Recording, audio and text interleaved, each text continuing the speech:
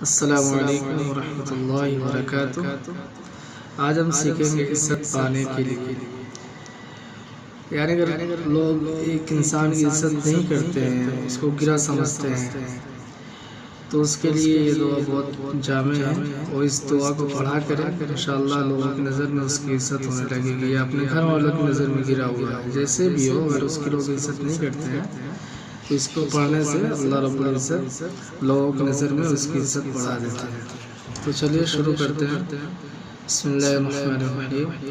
اگر کوئی شخص لوگوں کی نظر سے گر گیا ہو اور چاہتا ہو کہ اس کی عزت قائم ہو جائے، تو وہ اس آیت کو 111 دفعہ پڑھ کر اپنے اوپر پھونک لے۔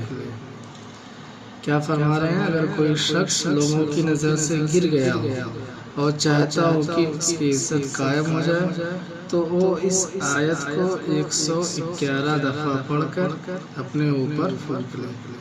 یہ ہے اعوذ باللہ من الشیطان الرجیم، بسم اللہ الرحمن الرحیم۔ فسبحان الذی بیدہ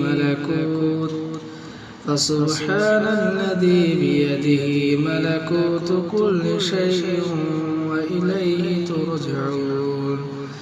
ملکوت کل شیء وإلیہ ترجعون۔